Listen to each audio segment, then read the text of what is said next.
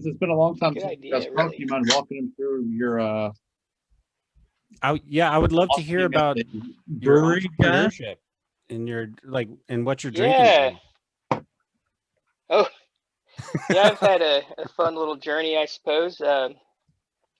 Yeah, I moved.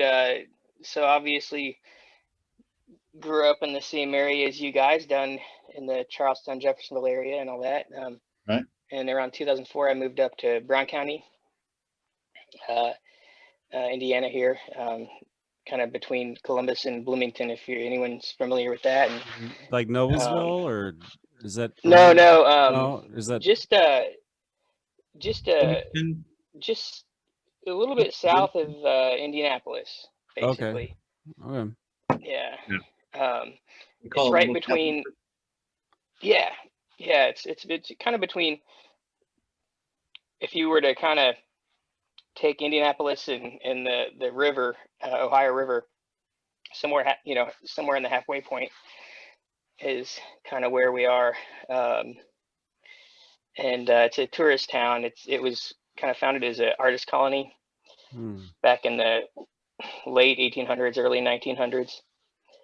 And so people come down here to come to the hills and hollers and see the trees and leaves, and come to shops, and yeah, camp. It's a huge camping draw with the state park. But I moved here. Megan, my wife, her parents retired here, basically, and so we ended up here, and I managed a bed and breakfast for about 10 years. It was kind of a family business, and when I did that, I was brewing beer. That was my hobby. I kind of picked up just when you're an innkeeper, you're pretty well stuck to the inn. That's that's where you are. And so I started brewing, and it was a nice hobby. I was able to share it with guests and share it with my father-in-law Jeff and a buddy of ours, Ed. And so Ed and Jeff and myself sitting on the porch drinking the beer I was brewing, kind of came up with the dream of brewing beer for other people. And really what happened was a small little restaurant here in town called Jug went out of business, and the restaurant had sat empty for years, and kind of put an offer in on the building just to kind of see if we could ever get interest in it. And eventually the bank kind of came back and accepted our offer. Wow. And at that point we had the decision, are we going to refurbish it for someone else or do something for ourselves? And so that's where it all started. But how was We called it, so how was the underwriting process for like a business, for if you're going to open up a business? Is it different from like buying, obtaining a private mortgage for a house? Yeah, sure. There's definitely a little bit of difference, right? You kind of lay out your business plan, and but for us, it was a lot of sweat equity more than it was starting. We started really small, purposefully, mostly. So the financing was mostly for the property, so it wasn't like that much different than a mortgage. Might be for an individual. Everything that went into the actual business was us kind of jumping in. I jumped in as the guy brewing all the beer and doing all that work, and Jeff and Ed, my partners, contributed by doing all the upgrades for the building and the restaurant. So it was a lot of our own hard work put into it to get it going and not rely on a lot of well, obviously a lot of contractors helping us, but we put in a lot of hard work in the early days, doing the build out. So what's that? What was your first beer? Like, what was the first one you're like, this is gotta be one. This is it. We'll start here. Yeah. So the porch beer. So the beer that got us started was basically a stout. It was a dry Irish stout, so similar to a Guinness. It's a style that I was always really fond of. I really enjoy dark beers, just in general. And, you know, if you're not familiar, a dry Irish stout, even though it's dark, is pretty approachable, honestly. It's not really that heavy of a beer. So Mm-hmm. that was kind of the one that really was one of the first recipes that was basically locked in. You know, I'd been brewing it for a long time. And once we started, we were doing really small batches, like 12 gallons at a time, so less than a keg, just for reference. Okay. So we started small, right? Sure. We knew we wanted to kind of learn as we went, since we were kind of jumping into it head first. Right. And yeah, so with that, knowing that we'd need to have some styles that would be enjoyed by various people, you know, we did like the other beer would be a blonde ale, which actually it's called 6 Foot Blonde. That's the name of the beer, and it's one we still brew today. Yeah. Mm-hmm. So that was one of the first recipes. And then What's the coming up with some original IPAs. What's that? What's the original called? What did it end up being named? Well, the original very first name of it was Tim's Irish Stout. Okay. But these days we evolved the name. It's called McRyan O'Brien. Nice. I like it. And that's Jeff McCabe, Ed Ryan, and Tim O'Brien, right? So we just kind of mashed up our names. And we generally do that for St. Patrick's Day, kind of a March beer. And so that's kind of a fun one that we roll out during that festive season. Yeah, so from there we kind of, part of the business that we didn't expect to flourish was the restaurant side. So we wanted to make beer, but to make beer we had to sell food to be able to sell someone a pint of beer, just because of Indiana laws. I want to hear about the pairings. Yeah, the pairings. Yeah, that's something that I get. Sorry to interrupt you, but how did you go from making beer to like, how do we sell it? Oh, you have to do it in a restaurant. Was that pretty easy, quick to learn, or was it, you know, did you have to contact some attorneys? How do you do that? Well, the biggest part is getting all the permitting, which you just have to go through all the fun red tape with the state and the federal government. Which takes time, you know, takes time, absolutely. More than anything, yeah. Getting all the forms filled out properly and then waiting. That's basically it. Paying the fees. Yeah, paying the fees. Yeah, that's true. That's true. That's probably equal to the time. Yeah, that's actually just an aside. As I've been through this, the TTB, I'm going to bore everyone that might be watching this, but the TTB is the governing agency for the industry, for beer and spirits and all that, and Treasury Tax and Trade Bureau, I believe. So early on, I would go to some of the seminars and trade shows, and I would sit through those TTB seminars, right, the boring ones. And the thing that I loved most was, at the time, the gentleman who was the head of the agency came in to give this speech, and he started it by basically saying, we are, what did he say? We are here to protect the tax revenue, right? That like, that's like, you know, like we're here to like make sure that we're able to collect the tax. So all of the hoops a brewer has to jump through to like get their label approved properly or get the recipe approved properly are kind of like obviously important, but they're only secondary to the idea that they want to protect the tax collection, right? Mm-hmm. Which is just, it's make sure funny, you pay right? us first, so we'll talk about whatever that bullshit you're making. I'm sure some of that's folded in the way, maybe some of the way in which they control you is through regulation too, right? I mean that's geographically specific. I mean, it's different in Colorado than it is in Indiana, but so is there like absolutely a registry or something? What's that? Is there like a recipe registry? You have to like.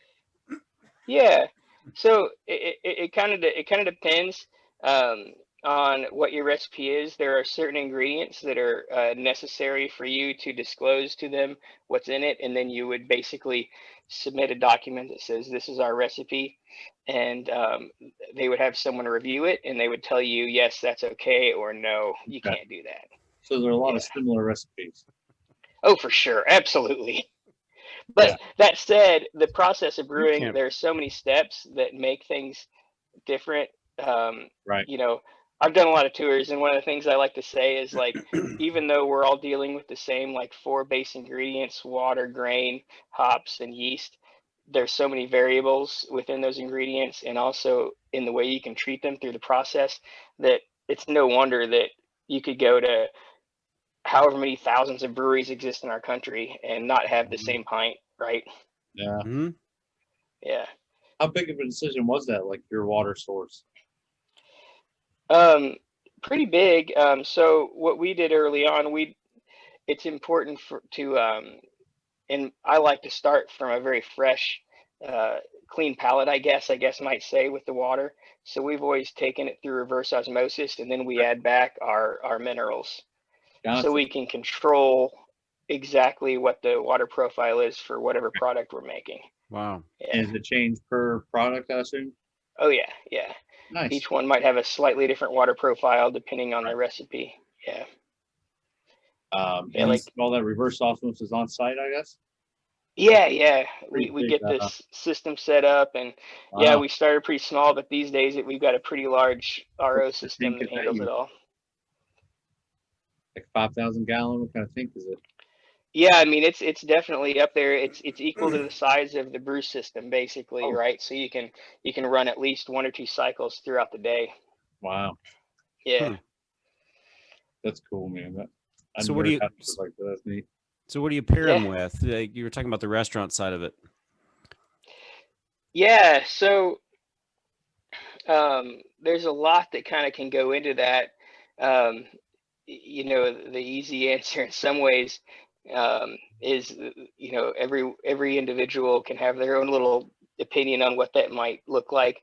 Yeah, so you have to rely on your own intuition as far as like what people want to eat, and Yeah, yeah, absolutely. build I a mean, road for that.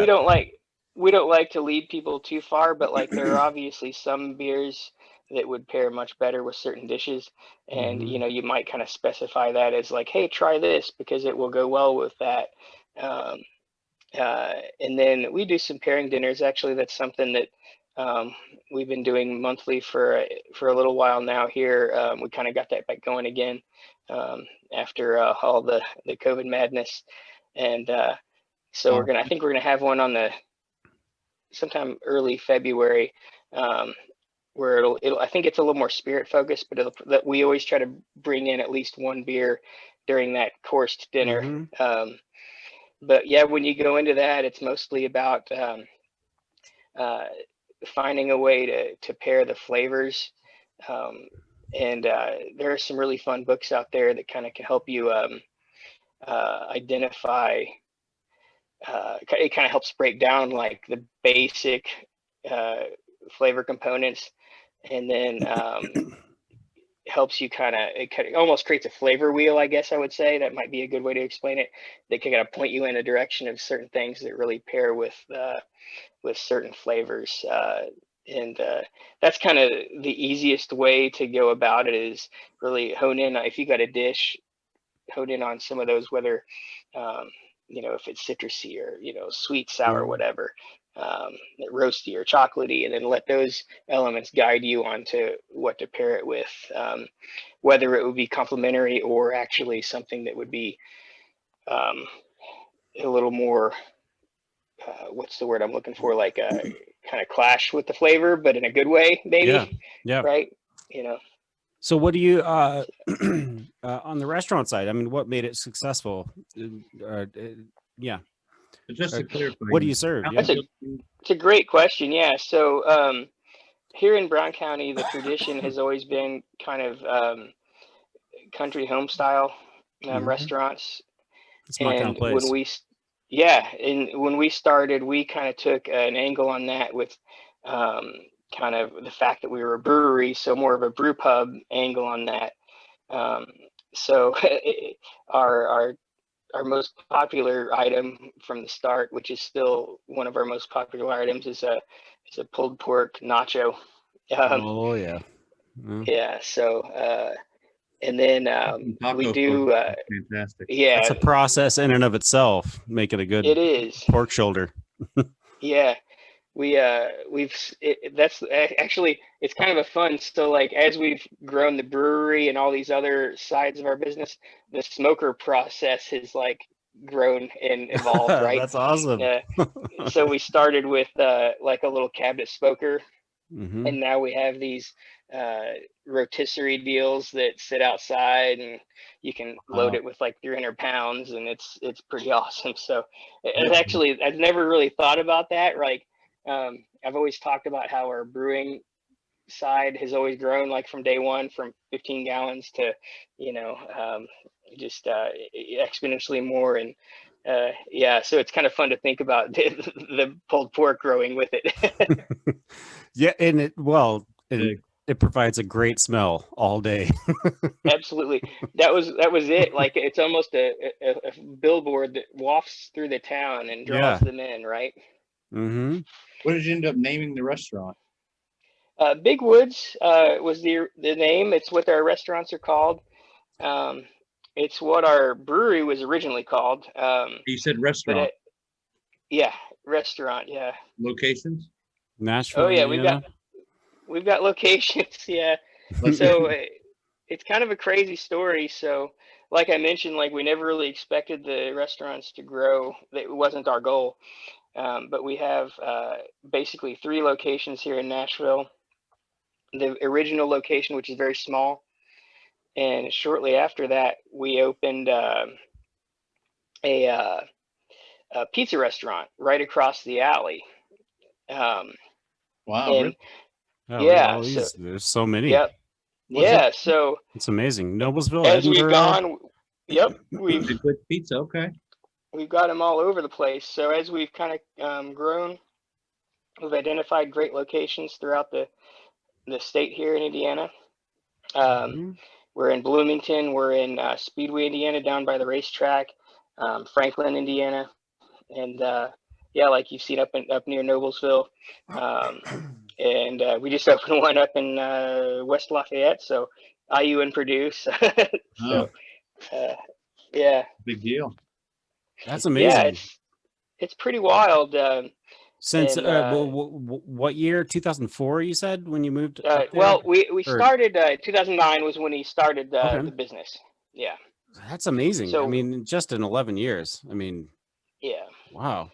it's been a busy run for sure. Well, and now you have a tiny one, so you're probably Yeah, triply tired now. it's Yeah. yeah, I've definitely been focusing a little bit more at home for sure. Yeah. How was your role shifted from being start to now? What's that? How was your role shifted from making the That's beer yeah, now? massively. Yeah. I can So I've worn a lot of hats. Um, I earned my keep originally as the brewer. As we grew, I stepped into a role that was more human resources, which is kind of interesting. But one of us had to be able to kind of take charge of that and really learn that. And I did that for a number of years. How to build a In team. the meantime, while I still kind of kept my tabs on the brewery and everything. Mhm. But navigating the kind of HR side of the business, as with the restaurants, we had so many employees. Yeah. Somebody's got to do And that. but yeah, but now my focus is kind of shifted back into the creative side. So I'm working with both the brewery and now the distillery, which is kind of a part of the business which is a little bit newer that we have. Yeah, I want to hear about that. I've heard about that through Justin. Yeah, Yeah, I want to hear about the distillery and your bourbon that you're yeah, doing right now. I've heard good things. absolutely. Yeah. So yeah, we had the best way to go about it is the Big Woods restaurants, and then the beer grew into Quaff On Brewing Company. So that's what our beer company is. And then in 2015, we established Hard Truth Distilling Company.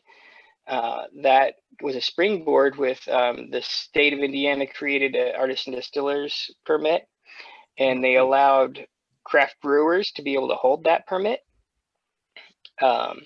So we jumped on that chance, and it started really small, just like we did with the beer. We just kind of wanted to learn the ropes, figure out what our angle would be on the craft of making spirits. And then in 2018, we grew that by leaps and bounds. So Hard Truth Distilling Company, we created what we call Hard Truth Hills, which is a campus.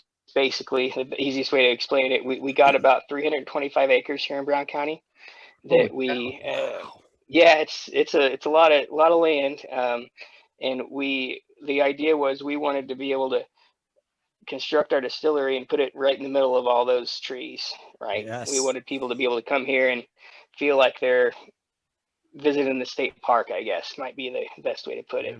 Vacation or just a release in the middle of the day, you know? Absolutely. Yeah. And so the distillery, we partnered with Vendome, Can you which pull up a picture of this, Ryan? Yeah. I would love to see it. Sorry, Jim. Just, hey, you're all good, man.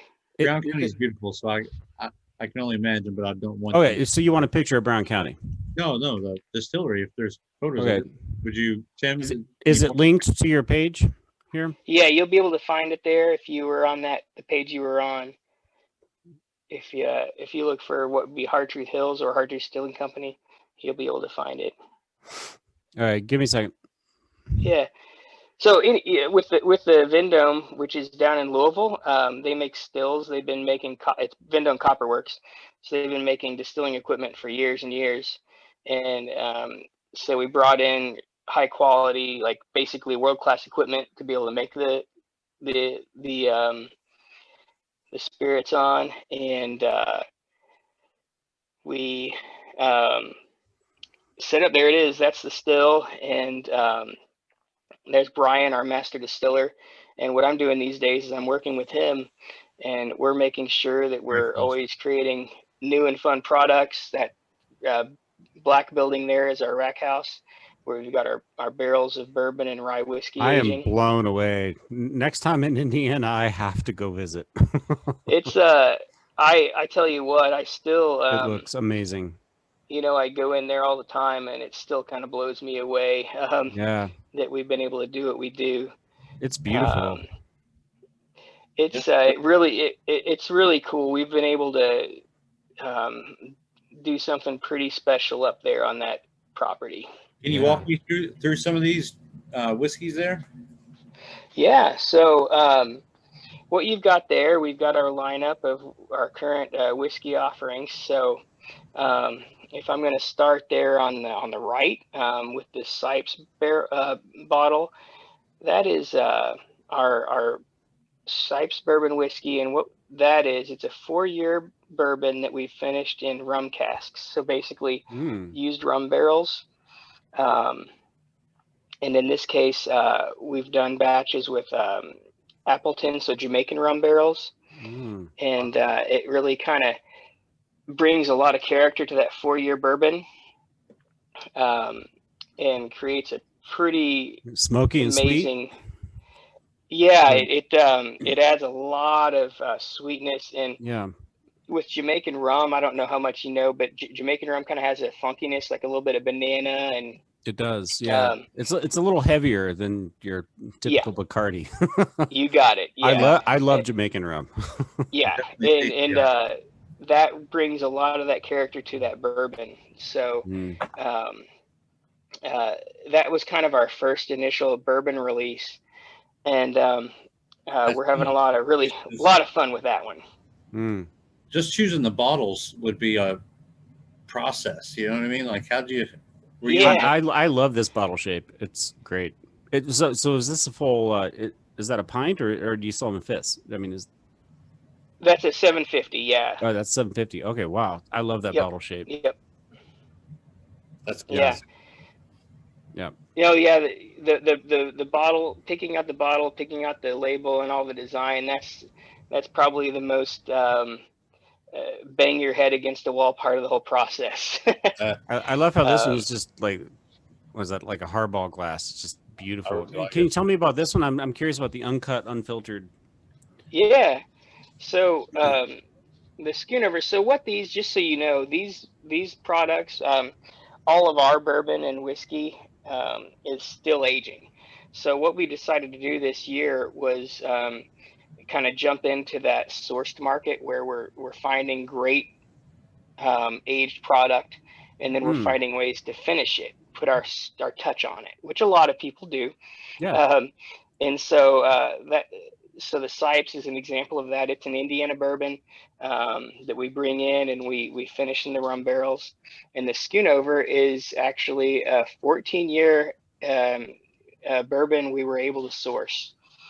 And so we bring that in, and as you can imagine, that's a pretty, getting up there for a bourbon. That's a pretty old bourbon, and Hmm. there's a lot of really, really strong, great oak flavor. It picks up a lot Oh, of I love that.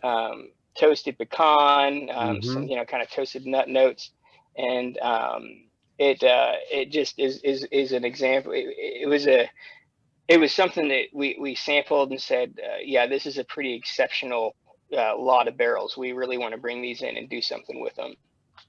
Were they limited runs? Are they continuous runs? So the Sipes is something that we're going to have Ooh, shit. continuously. The Schoonover is definitely something that's more more rare. We're not going to be able to have that, Wow. Yeah. Dude, I'm blown away here. I The fact that he I want to hear about this because I've heard about like salmon vodka and stuff like that, but peanut butter whiskey. Wow. I'm not against it. I've never had one. So sounds all right. Yeah, no. yeah, it sounds pretty good. I mean, Syrup whiskey's common, isn't it? It's an interesting one. So peanut butter whiskey is definitely something that's a recent hot topic out there in the spirits world. And Brian decided to create his take on that. And we actually use a 2-year bourbon. So it's an Indiana high corn bourbon that we use as the base. So it's a really high quality base. And he blends in the peanut butter flavor. And it's got a little bit of sugar to kind of mellow it out. mm-hmm. And it's very interesting. It's a lot of fun to play with in cocktails. I can imagine that. Yeah. It's a lot more diverse than I initially gave it credit for. It's kind of funny. It's one of those things where I'll say, it's not my cup of tea, but then you'll find me sampling it and playing around with it just to see what I can do, right? Mm-hmm. Yeah. I try to be a purist, but to be honest, Well, everything's none good. of us are really purists. We're all a Yeah, product of our influences. So exactly. yeah, there's no hope holding on to that dream. So Absolutely. rum cream, is that like a liqueur? Or is that Yeah, it's a cream liqueur. Yep. okay? All right. Yeah. So with that, if you look at the toasted coconut rum, Mm-hmm. that was a product we brought out and had a kind of immediate fan base for. It's if you were looking for a replacement behind your bar, it would be replacing Malibu, but that's really doing it a disservice because it's a lot better than that. Mm-hmm. It's something that has a lot of really complex sugar flavors, and it's just a really delicious kind of a liqueur-y rum. If I were to kind of give it a class, the toasted coconut cream, we basically took that same base, blending it with a cream base, and creating, in the same sense, if you've ever had rum chata or Irish cream, Yeah, something like that. for sure. That's what we've done there. And it's another one that people have really, those two in particular, people have really been drawn to. Mm-hmm. Do you have cabins on the property? I'm just curious. Not yet. No, we don't. Because that would be awesome. Tasting room and then a cabin.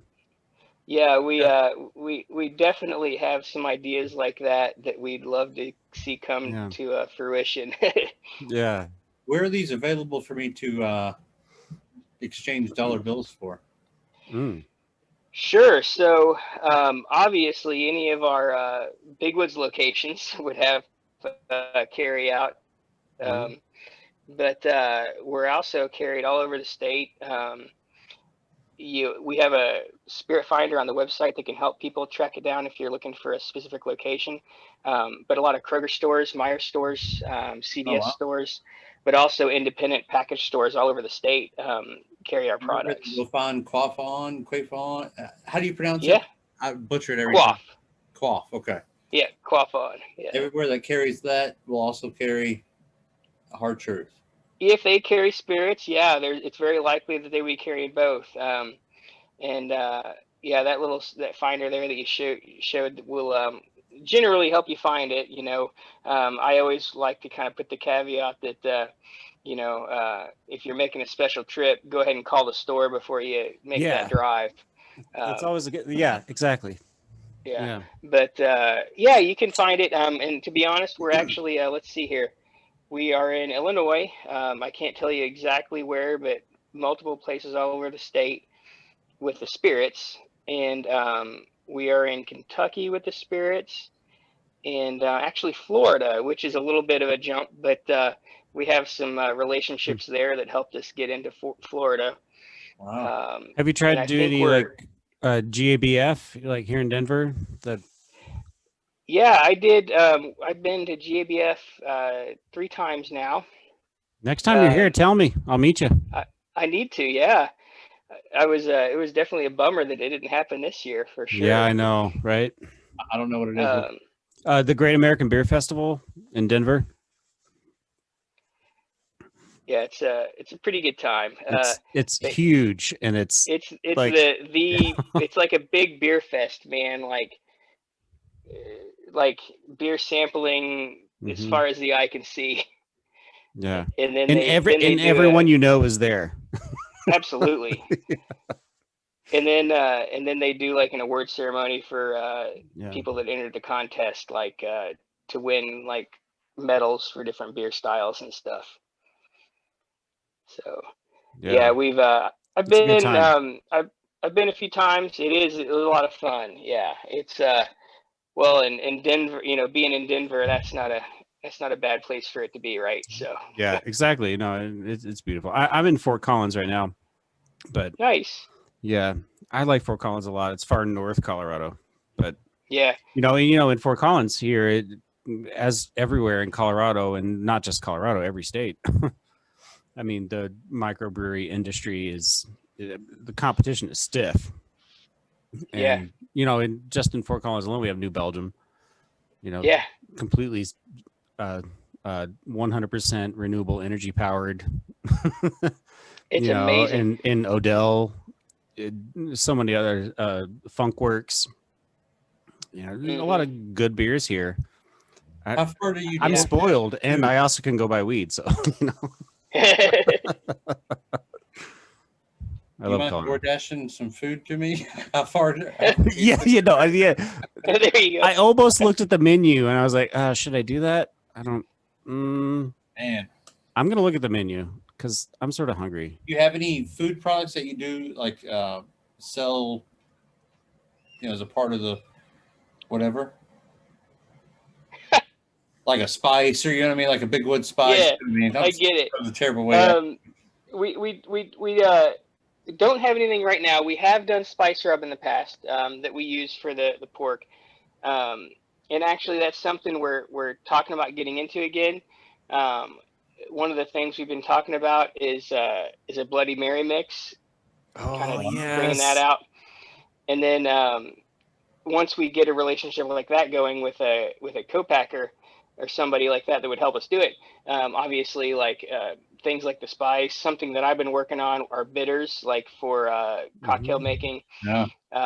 Different things like that. We don't have to do anything right now, but we are in the process of looking at a lot of options to bring some of these products that people could, take home and use. Good. I want this right here. I'm so hungry. Oh, dude, those wings are outstanding. I want those right there. I'll have one of each. So like they put them through the smoker, right? So yeah. I mean, there's nothing better than that. And then they go through the oven real quick to kind of get a really great crisp on them. Crisp, yep. You got to have the crisp. Oh man, they're great. Yeah. Yeah, that's what I'm getting when I go to your restaurant. How was the COVID situation affected business being open, Yeah. How do you handle that status? Yeah, it was tough. So, the early days of lockdown, obviously we were shut down and doing carry out. And what we were able to do, we were able to maintain a chunk of our staff directly, and then with some of the help, the assistance that they were able to offer actually helped us keep pretty much a lot of other people on payroll to kind of keep them with us. You got obviously it was a struggle, and it wasn't easy, but as things started slowly opening up, we were pretty fortunate, and I don't know whether to say, like, it's hard. This is a tough thing to kind of look at. Like, so like, is it a good or bad thing that we're busy right now? Right. Right. With the state of the world, should people be here? But, the reality was, people were wanting to be able to get out. Exactly. And with us, we were taking it seriously. We knew the guidelines we had to adhere to for the state and the local government. And we were serious about that. And, that was kind of our angle, right? We knew we were keeping the right space between the tables. We were monitoring our employees. We were doing all the things that we needed to do it safely. So it was all about making sure that we were conducting our business in a safe manner and managing our the amount of people that were coming into the place. So we weren't getting too crowded. And like currently, what is your allowed capacity? Right now, we are actually technically, we don't have any major restrictions where we are right now outside of large groups. We are, obviously, Indiana's not in great shape with the COVID, No. And our county is in red, which means I don't know if I think groups can't be more than 25 or 50. Wow. So like if you were to come in with a large group and you wanted to, we couldn't seat you all together, right? If you had like 25 people, let's say. Here it's like Colorado's like over groups of 10. You can't. Yeah. How thankful are you that you got away from the HR world right before this? I couldn't be happier. I peaced out. I was like, see you guys. I need to create something. I gotta. Yeah. I'm out. It was really pretty funny because we found somebody that was a great candidate for the HR manager, and I just kind of was like, awesome, let's do it. Of course. Here are the reins. Yeah. Well, I mean, because here are the keys. See ya. Because I mean, the way you've described it, it sounds like this started from a place of passion. It started from a place of creation. Yeah. And so that has to be like your first love in this whole process, right? I mean, yeah. Yeah. That's a great point. Like obviously, yeah, like getting starting brewing, and all my life I've loved cooking and creating, right? So brewing was like a great outlet for that. It was like a form of cooking, but I was making beer, which is pretty awesome, right? And you can share it with your friends, and yeah, you can share it, and you can create so many different flavors, and so that's what got me into it. What really, if I was to describe why I was kind of happy to take those HR reins, was one of the first things that happened is as it became not just me brewing, but I had like a small crew brewing with me, I was able to kind of give these other people a chance to do something awesome, right? Like, so I got to brew for a few years. Now I'm looking over there and I'm like, hey, I'm basically giving these other people opportunities to do that too. That's it. And that's the love. So I kind of hung on to that. Yeah. And that's what I kind of transitioned that perspective into the HR, where, whether it was in the restaurants or the brewery or even the distillery, like, even though I'm mired in paperwork and all this BS, part of that is allowing people to follow their passions and do these cool things. But yeah, 100% being able to personally get back into like that creative space within our business is awesome.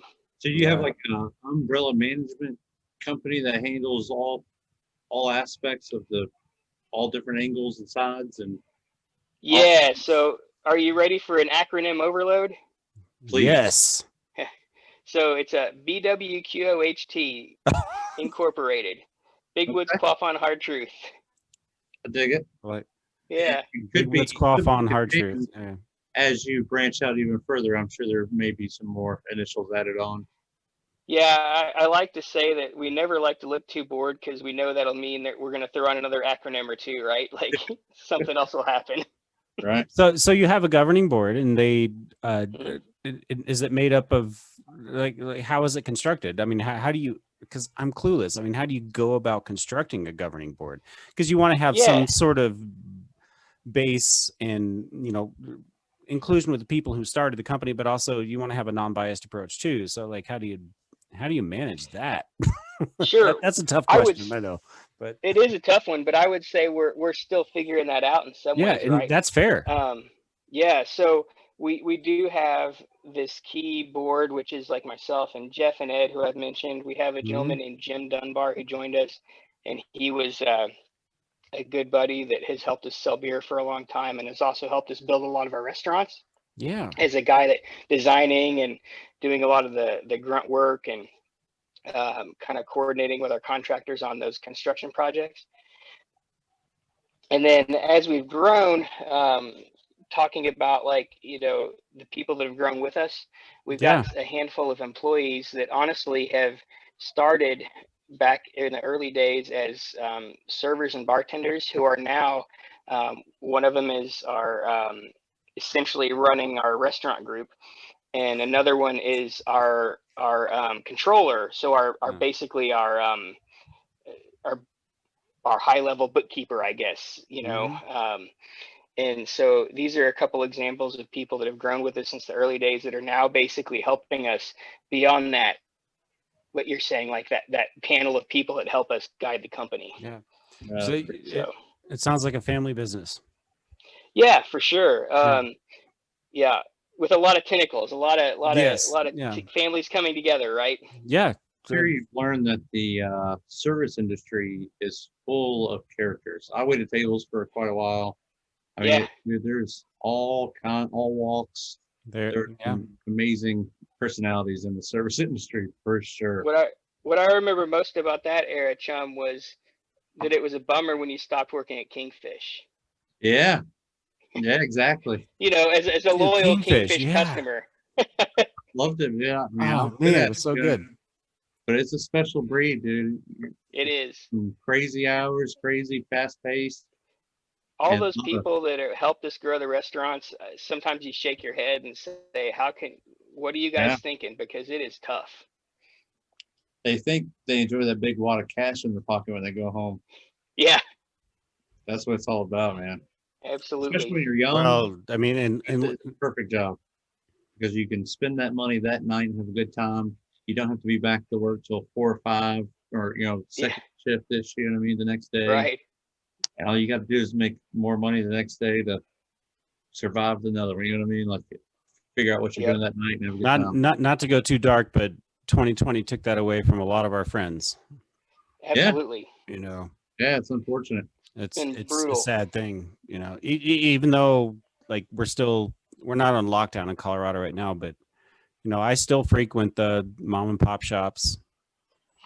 Wear my mask, do everything I have to do. I have a big bottle of sanitizer. Because it's really important to walk into those places and continue to make them feel relevant. Do you ship these products like direct to purchase? Receive at door? We're not able to ship any of our alcohol. No. Yeah, you can't do that anywhere, can you? It depends. You got to have the right deals lined up. State boundaries are a big issue. So much red tape. Yeah. There's a lot of red tape. Yeah. Yeah. Absolutely. Yeah. A lot of that. Milking. From both sides. Absolutely. Yeah. Yep. I don't even know if even on a local level, are you aware of any delivery liquor stores or anything really. I know DoorDash just added like a convenience store stop, but I don't know if it's even possible. We have a lot in Colorado. Most liquor stores in Colorado deliver. Really, really? The big ones, yeah. Yeah, there are some like I know there are at least a couple different services. I don't have personal experience using them, but I'm aware of them, right? Like, and I know like one of the chains in our area, Big Red Liquors, has delivery services set up, and then there are like various companies that can do that. And you know, we can, if we would choose to, we could partner with a company that would act as a delivery service for us. But you know, you've got to choose that carefully to make that kind of good partnership and make sure it's getting it where you want to get it. Yeah. Follow the worm when you're dealing with Th- Yeah. controlled substance. You know, This might totally be out of left field, and I apologize for it if it is. But to that point, a little bit. I mean, how much does that, like, who you choose to partner with? How much does that affect, or how much do you take your brand into account when you make those decisions? You know, partnering with a delivery liquor service might not be part of your brand that you want to do, because you have this community on 300 acres that's beautiful, and people can come in and get a release. Maybe you don't want to deliver, but Yeah. maybe you do. I mean, like how does the brand factor in? Is basically what I'm For driving sure, at. it's important. It's something we always have to kind of keep in mind as you like for us, one of the big thing, you know, the big people we have to partner with are our distributors, which Mhm. are the people that we have to partner with to be able to get our products in stores. Yeah, no Right? matter They're what. like Yeah, that middleman that takes our product and allows us to sell it because we can't sell it directly. So that is an important relationship. you But as agree you or get disagree more with like, that setup? what's that? Do you agree or disagree with that setup? The way, would you rather be direct I think, facility? yeah, I'd much rather self-direct. What is that called? Like when it's just direct is what's the name for it? Without So self-distribution. okay. Yeah. but there's only so much you can do with that. I mean, Sure. there's a liquor store in every corner, and you know Yeah. that's why you have reps that can go out and do that, and you hire companies that Absolutely. have in like. Yeah, I It's assume almost an impossible task for a small time organization to be able to do that. I mean, I know a lot of breweries that I visit in Colorado, or used to before 2020. Yeah. Were so small. I love their beer, but they were so small they couldn't afford to hire anyone. you You get know, like a Yeah. drug rep type person, you know what I mean, to go out and market your Basically. get the Yeah. client shelving, you know what I mean? Yeah. So like the way the distributors work, you know, the good and bad, right? Right. You know, you're giving them a chunk of the margin, right, to do it, but they're taking your product and getting it in the hands of the accounts. We found personally, we have to make sure we're putting in a lot of sales effort to make sure we're building relationships. We can't rely on them to be great at making those personal relationships, but they're still the facilitators. They're logistically, they're getting the product from their warehouse to where it needs to go. there's always a follow up on your end. Yeah. Yeah. Absolutely. Yeah. So for us, we definitely made some missteps early on the people we chose to work with distributor wise. But right now, we're actually really happy. We have great relationships with our beer and spirits distributors. And they, even though we still have to put in a lot of work, which you could argue, well, you know, why should I have to do anything if they're taking a chunk? You know, that's just not the way the world works, right? Yeah. If we want to be top of mind on a certain accounts, you know, kind of on their radar, we've got to go in there and put in that time. Right. So yeah, we do have a pretty robust sales team internally that works in tandem with our distributors to make sure that people know that we're out there. Yeah. Man, how many employees do you think you have right now? Huh. We've eclipsed 500 with the Wow. restaurants. That's amazing, man. That's really amazing. It's crazy. I bet. Yeah. I bet. So, I mean, do you feel, if you feel comfortable talking about it, but like during the pandemic, were you able to get relief? Because it sounds like your business was obviously every business like dropped off. I mean, and so you're just Yeah. eating money and not getting any money in, eating money you already have. And you have a base of Sure. employees with 500. I mean, and you care about them. So like, I mean, were you Yeah. able to get relief in some form? Or Yeah. So one good, the silver lining and how kind of things really panned out during pandemic is obviously the restaurant business dropped off significantly, yeah, although we were able to still hold our own. What happened was people started buying more carry out yeah, spirits in bottles, right? yeah. Sales are So up for the across beer, country. Yeah. yeah, so that for the beer, we stopped filling kegs as much and we started filling bottles. Mhm. And a lot of that hard work we put into working with key accounts across the state really paid off. And our sales for our beer and spirits kind of rose significantly, Did you have to which scramble helped. on more bottling and more? Oh, yeah. I bet. Well, that's part of it. We were able to bring in some, we were able to kind of shift focus employee wise and, get people doing some of that work. Yeah. Like Great. more research and And development. which helped a little bit. Yeah. And we were able to kind of pivot on, making sure we were able to fill a lot of bottles and get this to our distributors. Mhm. And so that really was beneficial and helped Awesome. kind of helped us get over the hump with the restaurants being so slow. Yeah. Mhm. Yeah. That's great. And Now you have a central But location of at bottles. the end of the day, we Sorry. yeah. No, you're good. So Jeff, my brother, actually, he's the guy. He's up there running that operation now, Wow. up at the brewery. Yeah. So we keep him Is there a busy. picture of the truck? I've always heard the story about the first delivery truck. Is there a picture of it I can see? Yeah. I would love to see it. It's a plastic. What year is it? It's like a 53, 50 something. Let me see what I've got here. Kind of give us the See if I've story got behind it. it. It's a pretty funny story. Trying to remember. Trying to think if there would be any good old pictures. I know they'd be on our Facebook page probably. My dog just fell off the couch. He's asleep. What a dummy. That's I love awesome. that. You all right there, puppers? I can't imagine life without my dog. Oh, I love me. Oh, that's one question for you, Tim. Do you have animals on on the property? I mean, like. So that is You have a a good petting question. zoo. I really need to know. I have a 7-year-old and a 3-year-old, so I need to know. We don't have a petting zoo per se, but we have lots of deer and lots of turkeys and lots of wild animals. Nice. That sounds great. Do you do weddings and stuff on site there at the distillery? We do, yeah. We're actually more and more people want to come and celebrate things like that. Yeah. I bet. Yeah, it's really something that is gaining a lot of traction, and I think people right now we're getting a lot of bookings.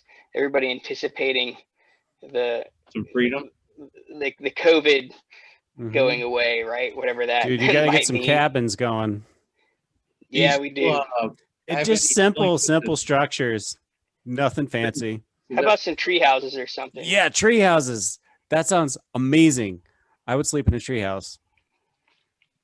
Just give me a pillow. You should just do giant there you go. keg houses. You know what I mean? Just keg houses? Like a hut style, you know what I mean? A little log cabin keg. What I'd say is there's nothing off the table, right? Yeah. That would be pretty awesome. Seriously. Like a round, just the appearance on the outside of a keg. Like a yurt. Yeah. A keg yurt. If you want to bring me in for this creative, I got the beard. You guys seem to be coming up with a lot of good ideas, so we might have to do that. The Shaw is. I'm open.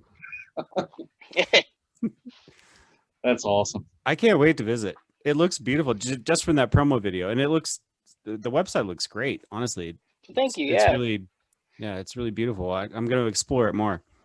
Do you still have the appreciate bed that. and breakfast? It was the Alice. No, we don't. It's actually owned by some other local people now that they still rent it out. Oh, Yeah, cool. we sold that a couple of years ago.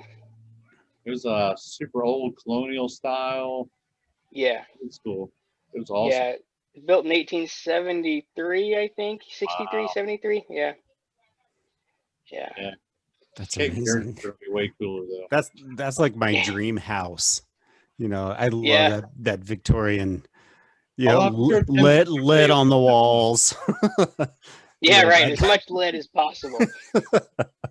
They're not that fun to live in though. Once you're in there, like you get sick of that old shit real Well, quick. Like- actually, yeah, I did. I rented a Victorian house in Boulder for a few years, and it was, I was coughing and coughing. At one point, I went That's to the not good. mountains, went camping for a few days, came back, and there was like black stuff leaking out of my ceiling vents. It's like, what is all this?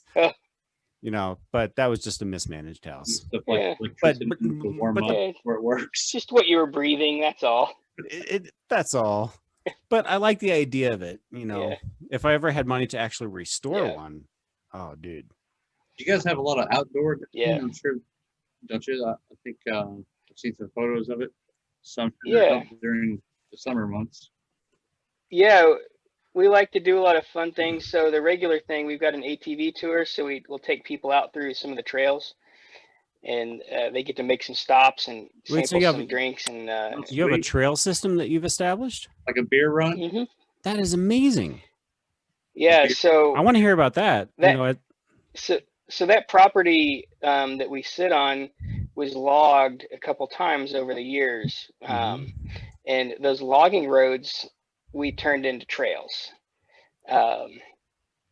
And some of the property is like second or third growth. There's this small portion that's, you know, kind of first growth, like much older trees, I Mhm. guess. Bring the picture Yeah. back. Like, tell me. well, okay, yeah. Shit's beautiful. 340 acres, you say? Oh gosh, yeah, 325, I think. What is the main road that goes from 65 to, I guess that's 50, It's Nashville.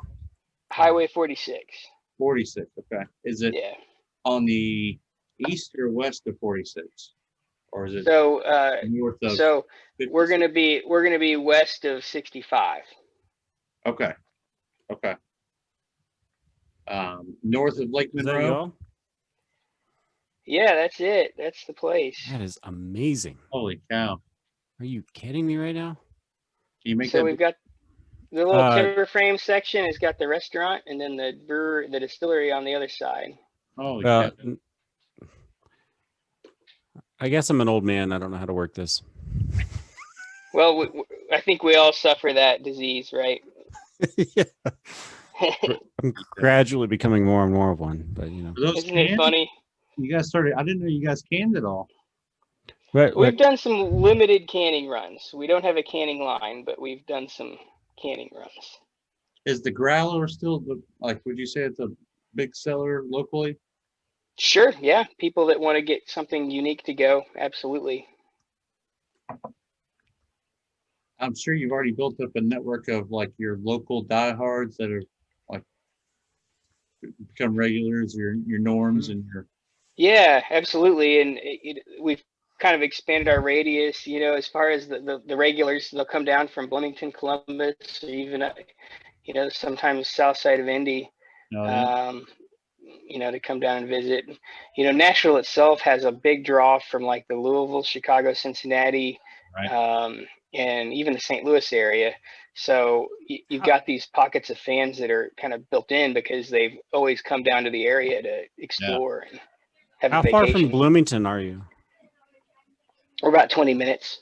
Yeah, 20. Yeah, that's what I figured, because I remember going to school there a couple summers, and I would drive through Mhm. Nashville to get to Bloomington. been to Nashville a couple of times, but It's like the perfect area as far as it's gorgeous. And I camped there with David Toy a few times, Yeah. and when I go to do Bloomington, you get a lot of college crowd? I'm sorry, Justin. Go. I was going to say every time we go to Bloomington, we go the back way just so we can go across Lake Monroe. Like, Mm. it's Yeah. it is. Oh yeah, you go to the basketball games, don't you? Yeah. Which I haven't made a trip this year, which is super sad. Mm. My I went. youngest has I been went. here. I went to my first Hoosier basketball game. It's been a few years ago, first in my life, and I was blown away. Yeah. It's Like, such a it's fun crazy. experience. And Yeah. and I'm not a sports guy. Like, I'll Right. put that on the table, but like Yeah. that atmosphere is intense. Like, it's Yeah. awesome. It's something. Um, Man, it's.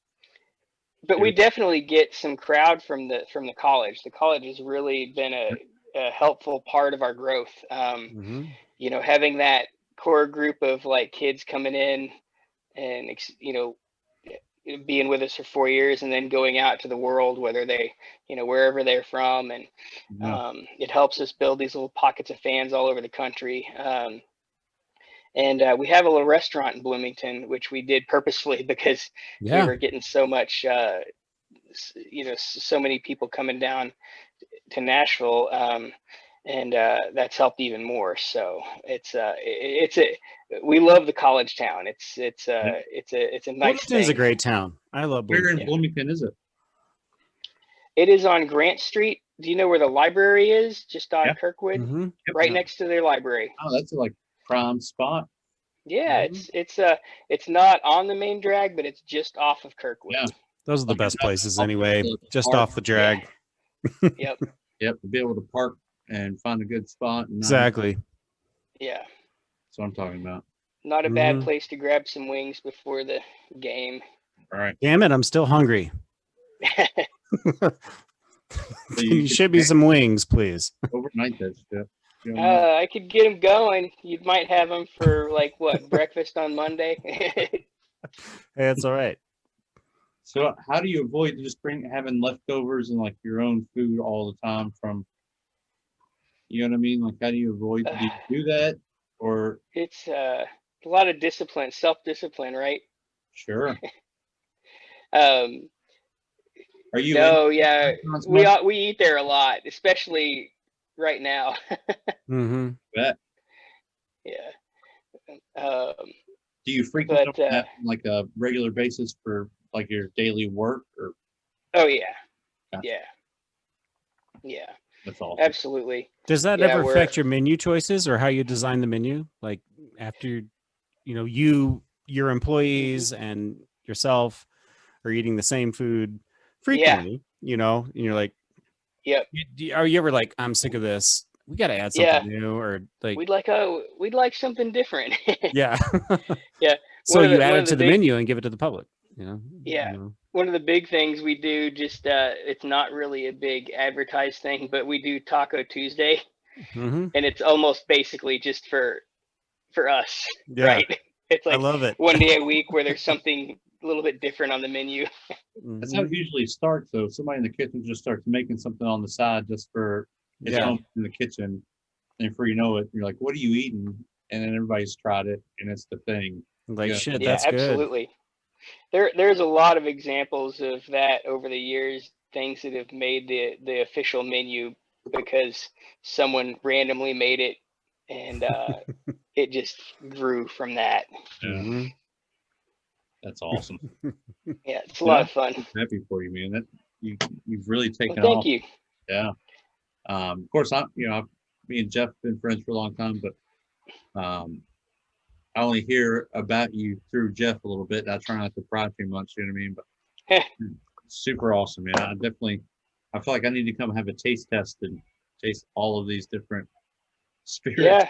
Sure. Well, I'm gonna, if the pandemic holds out, I'm gonna, numbers aren't looking great right now, but yeah, especially with this new variant. But my plan is to be in Southern Indiana first week of June. nice. So I'm definitely gonna meet up with you all, and I'm definitely Here's what coming we to your need. place, Tim. If it works out, we could do like a podcast from the location. But dude, that would be amazing. Yeah.